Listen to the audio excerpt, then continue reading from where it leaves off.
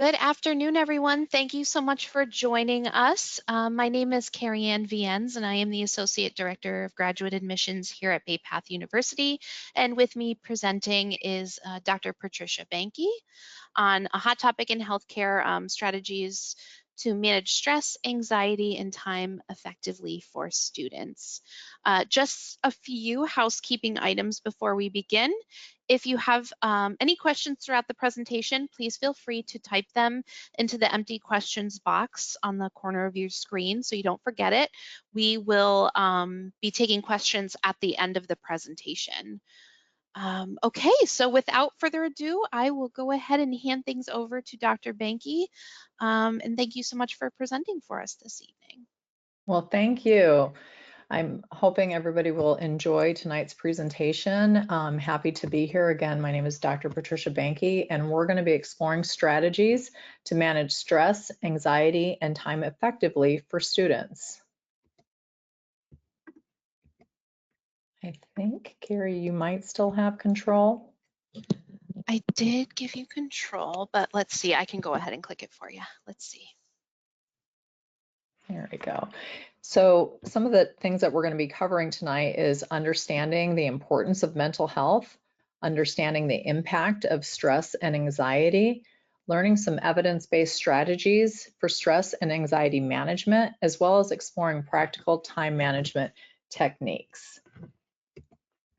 And I think I'm not sure if that was you or me, but if it was me, let me know and I'll continue to do that. It was me. Okay. That was me. I just switched over. And here we have, why are we talking about this? Why is mental health important? Why does it matter?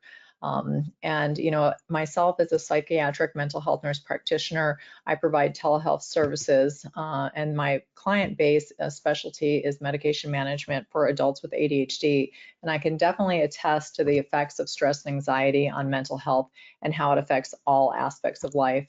For students, this would also show in areas of academic performance. And so one of the things areas that we were going to address with the objectives is to go over really understanding stress and anxiety. And a lot of people use those interchangeably, but they actually have some unique differences to them.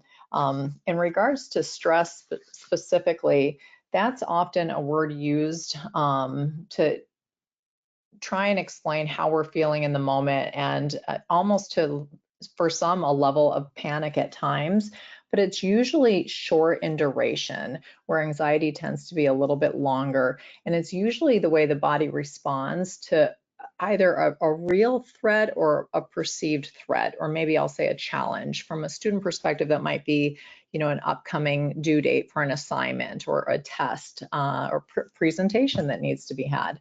And deadlines, that's kind of a short-term thing that could invoke a stress response, and it's the body's immediate response to that challenge. In comparison to the next slide, where we talk about anxiety and understanding that anxiety, again, often those words are used interchangeably. It's a little bit more longer in duration in comparison to stress, and it may not have an obvious reason for it. With stress, there is usually a cause that somebody can say, I'm stressed because I have, a deadline, a test I need to take that I have to study for.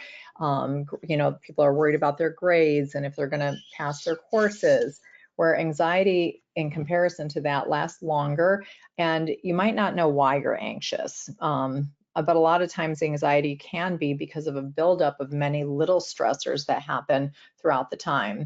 So it can be triggered by stress, but it can also just be a long-term occurrence.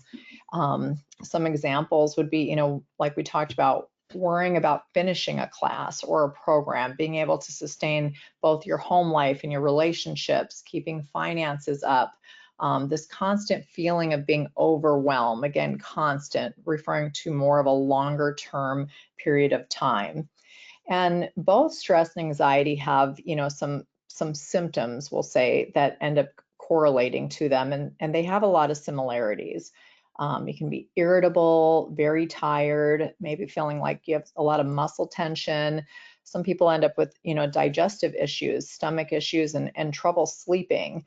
those things are, the same between both stress and anxiety. So sometimes it could be difficult to acknowledge, which one those are because of.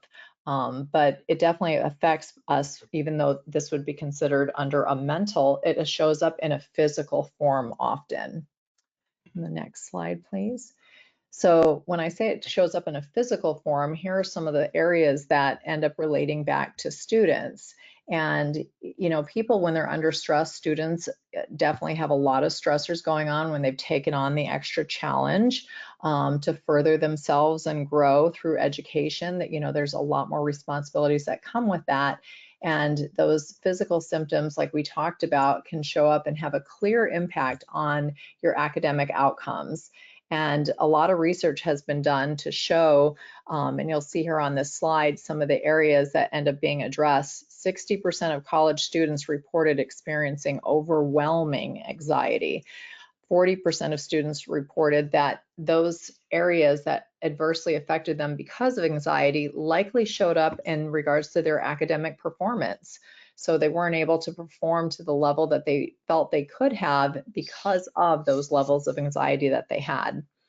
And stress can manifest itself in different ways for different people, but as students, one of the things we need to do is study and learn material. So when stress causes difficulty with concentration and memory and remembering and retaining the information that's needed to also then take a test, which is a stressful scenario for many, the overall engagement and in those processes makes it more challenging simply because of the stress and possible anxiety that build up. So when this happens consistently, we are going to see consistent outcomes, and that can look like lower grades, maybe, increased missing of deadlines and assignments and due dates, and possibly deciding even to not move forward with a program because of those pressures that you're having at those times. Next slide, please. So there is a lot of research that's been done on stress and anxiety, and that doesn't exclude students as well. And so there are some evidence-based strategies that you can do to not only reduce stress and anxiety, but to help make it to where it doesn't even occur to begin with. And on this slide, you'll see some of the areas that nobody, oops, I'm not sure if that was. Yep, sorry about that. That's all right, it happens. I think go one more. There we There go. we go. And so, many people, we've heard of all these things that we know can affect us in good ways, right? If we eat healthy, there's going to be good outcomes. If we, maintain a level of physical activity, there's going to be good outcomes. If we have healthy sleep regimens, there's going to be good outcomes. Doing, deep breathing, some mindfulness, some meditation, progressive muscle relaxation. You might not have heard of all of those things, but those things, again, will produce good outcomes. I don't think many people would look at this list and question that.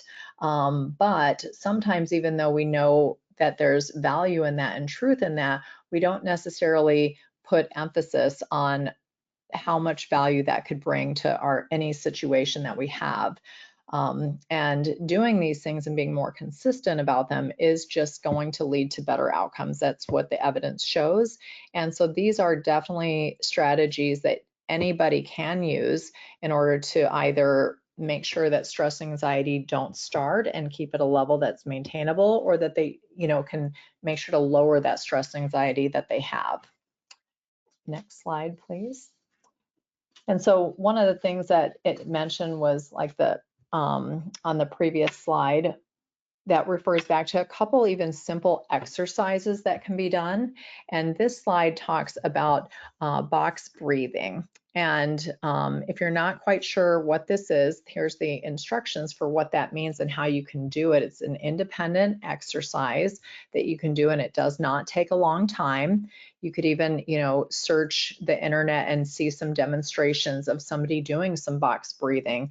But there's a lot of research and evidence that shows doing this type of breathing exercise does decrease stress and does decrease anxiety. And if you can see from what is taken to achieve box breathing, it's not a timely exercise to really kind of get you back into reality.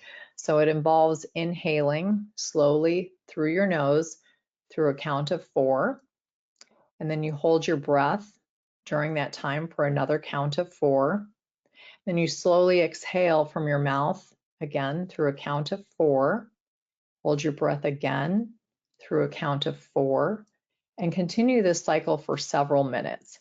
Obviously, as I was saying that, that would have been quicker than a real count of 4 would have been, but I didn't want to utilize your time in having you do a box breathing exercise with me, showing you how to do that. Again, it's very simple. I'd love for you to be able to, revert back to these instructions on the slide that I know you'll be getting an email, or like I said, you could even look on the internet and see some demonstrations of this. But this is something you can just, step away from what you're doing when you feel that stress and anxiety build up through those physical symptoms that we talked about, and take this time, and at the end you will end up having less stress and less anxiety and be able to refocus into what you're doing. The next slide talks about another method, and this is called the 3-3-3 rule.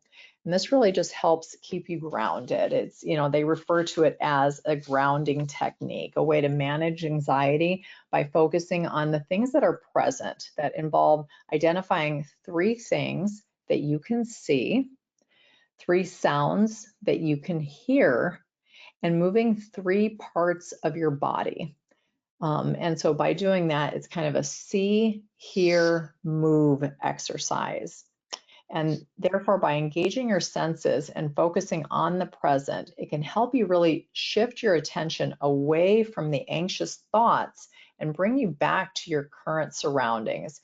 It tends to promote a sense of calm and control. And obviously, with everything that students need to engage in their life, their personal life, their work life, their clinical life, their life as a student, being able to ground yourself and regain your calm so that you can refocus your energies and be more intentional in your actions is going to have a benefit. And this is another way, a simple thing that you can do on your own, kind of a self-care activity to decrease that stress and anxiety when you feel it building up, or can anticipate something that's going to cause you stress or anxiety. Doing an activity such as this will kind of help ground you before that. Next slide, please. So, we talked about these 2 activities are just some examples of some kind of self-care techniques that you can do to reduce stress and anxiety in your life. Because again, they bring out, physical symptoms, even though they're related to mental health.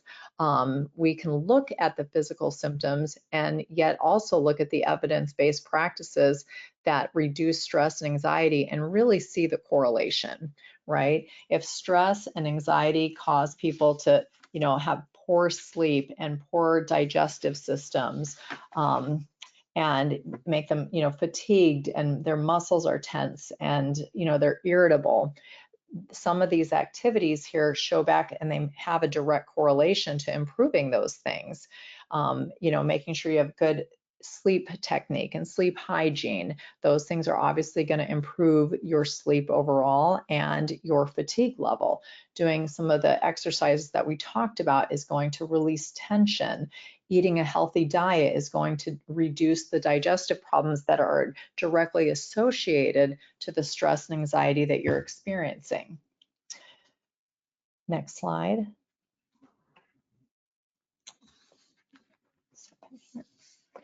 So some of the proactive approaches to stress reduction is really realizing what are the things that cause us stress. And a lot of times as students, is things like assignments due and deadlines and needing to take tests and making sure things are functioning properly.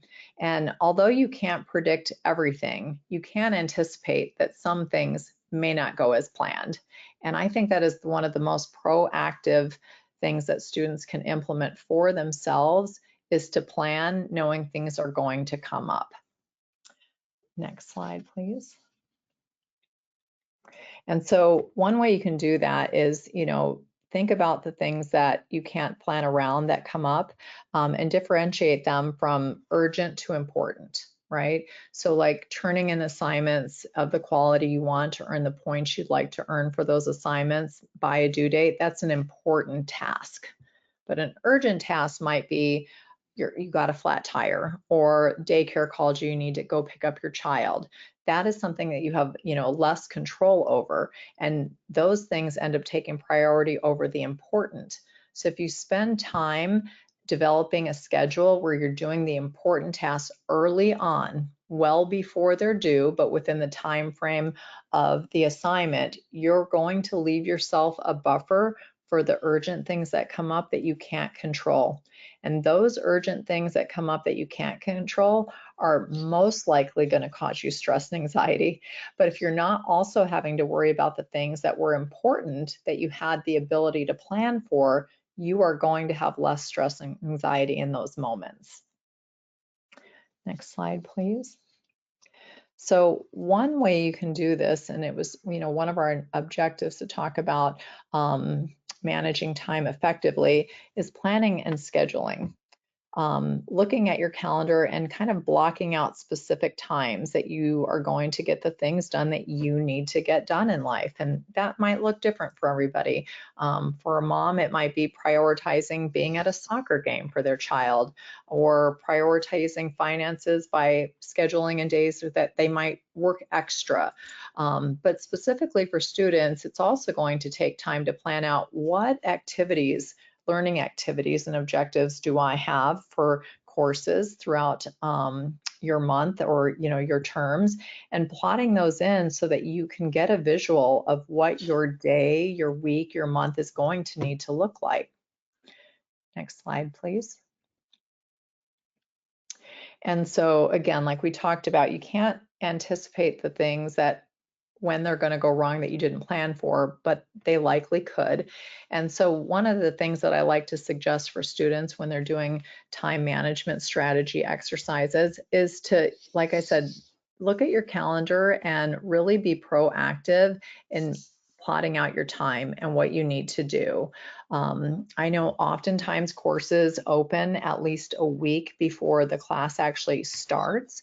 And so if you really do lay out a whole calendar of the term and mix that with the things that are required for you in your own personal life, work life, things like that, and maybe keep a little list of things you'd like to do, but aren't necessarily, I'll say, required. And so when you can put those out on the calendar and then also make a calendar align with the assignments that you see are needed to be done and their due dates, and how looking at those and discerning how much time am I going to need to set aside in order to accomplish turning those things in by that time. When you go into each day, each week, each term, knowing what's done and when you plan to do these things, your stress and anxiety as a student is going to be very decreased. I often recommend to students, for an example, with discussions. If a discussion post for, I'll say your first post is due by Wednesday at midnight, but it opens on Monday, but you knew what the discussion was going to be a week or two ahead of time, there isn't any reason why you couldn't have started to develop that discussion to post it right away on Monday. Because then if some of the things you couldn't plan for happen on that Monday and carry over to the Tuesday, you still had time to turn that in before the deadline was over. Some of the other things that I've found that has been, best for students in regards to making sure they're using their time effectively is planning not only early, but for the things you can't anticipate. Things like if there's exams due within courses, if you end up with some issues like some IT issues, it's always best to have tried to find time to take that exam during the work week, during business hours, so you can reach out for support if you're having some challenges with that. Things like finding an area where there's wired internet, and just really not trying to plot out your time to where you're just barely meeting a deadline. You are highly likely to have missed that and then would not be able to earn those points due for whatever that assignment was. And that is simply, that in itself will increase your stress and anxiety. And like I said, looking at a calendar and really figuring out how long do I anticipate this will take me? Am I going to need to spend a couple days doing research on this? How am I going to break that down? When am I going to go back and look and see what my feedback was on things I had turned in prior, so that if I have areas that I have opportunities for improving, I gave myself room to address those issues before the next set of assignments were due. Oftentimes students have so much on their plate that just meeting a deadline feels like a win and a goal. But if they're not able to take the time to reflect on areas of a rubric that they had missed and therefore didn't earn the points on that, they end up continuing that same pattern, where if you just set aside some time to say, once this closes, I'm going to go back and look and see where do I have areas of opportunity to earn additional points and achieve the objectives I'm, setting aside time to move forward. Those simple little things that don't take a lot of time will decrease your stress anxiety. You will feel like you're in control of the outcomes that you're moving towards. Next slide, please. And lastly, when you start out with in the beginning of your term, kind of developing those time management strategies, give yourself some opportunity to evaluate how is that working. Don't wait until you're 3/4 into the term to realize that the plan you had set out has some areas that need to be addressed. Reevaluate that. Maybe you realize that the time you set aside to prep for discussions was more than you needed, and now you have some other time to invest in another area. Or maybe the time you had plotted out really ends up conflicting with something else you have going on with your life. So reevaluating that time management strategy that you set out is very important to make sure that you continue on the path towards the outcomes that you're wanting to achieve in your program and in your course. And just feeling like you're in control of that process, knowing that you're in control of that process and your outcomes, is another way to decrease stress and anxiety by using time management effectively as students. Any questions? I did see some come through in the presentation. Let's see. The first one is,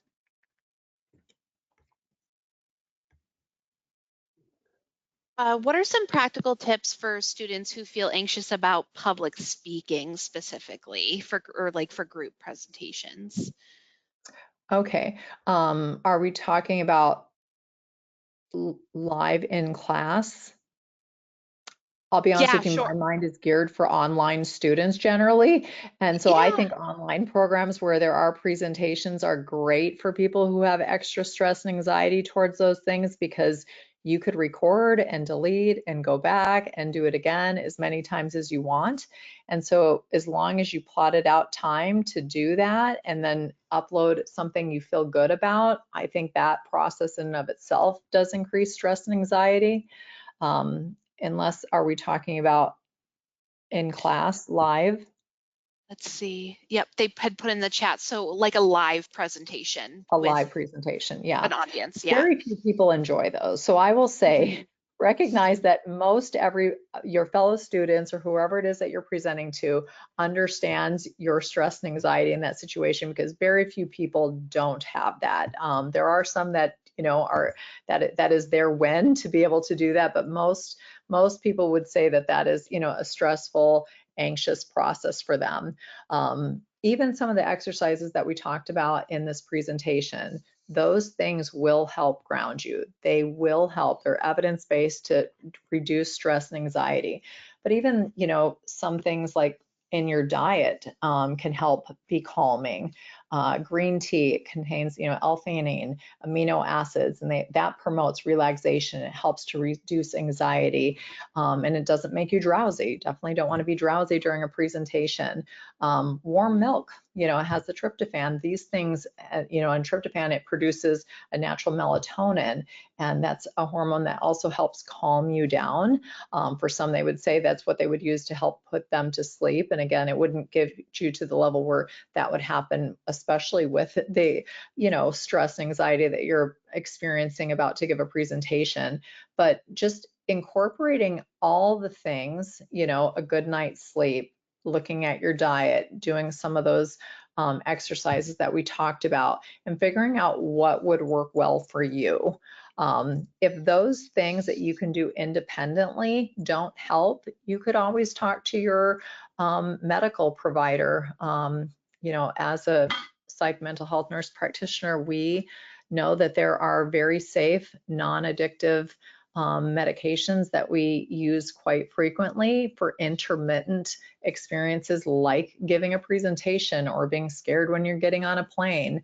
And so if some of the self-help things, if you've exhausted those and you still feel like you're just kind of paralyzed in that moment and have a challenging time moving forward, reach out to your provider. Yeah. And that's a really great segue into the last question I'm seeing is to what are some kind of key points to determine where it's kind of a normal situational anxiety versus something that maybe needs professional attention or something to look more into? Yeah. Like I said, I would think as the example of giving a presentation, it would almost be more abnormal to not be anxious for that. I think, again, most people would be. So I don't think that that would be something that would be considered problematic. And, again, doing a lot of the strategies that we talked about and, kind of rehearsing that several times and knowing who your audience is and that they would also be nervous and anxious when it's their turn as well. But if you find that, you're almost just paralyzed at that idea of doing that, that is where I do think, talking to your provider about that.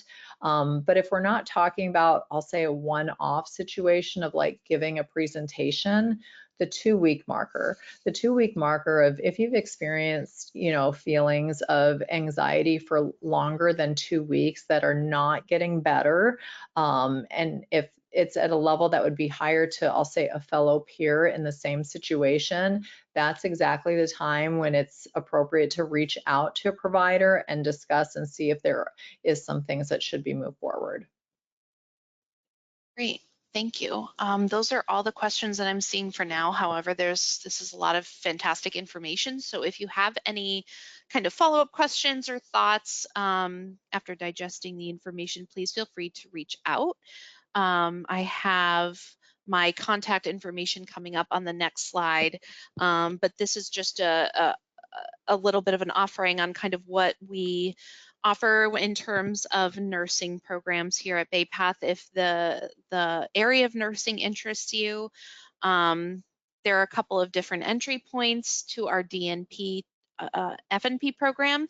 The first is from a BSN to a DNP FNP with 70 credits, meaning it's 19 courses, and a post MSN to DNP, which is 36 credits with 12 courses, and our MSN program, which is again, the 36 credit courses. If anyone wants more information on that or the application process, feel free to reach out to me. This is my contact information, along with the program director, Dr. Linda Adams Wendling. We are always happy to meet with folks to speak further on that. But thank you so much, everyone, for joining us this afternoon. And thank you so much, Dr. Banke, for your informative presentation. As I said before, I will be sending out the recording of this presentation for you to refer back to or to share it with a friend or colleague. But thank you so much, everyone, and have a great night.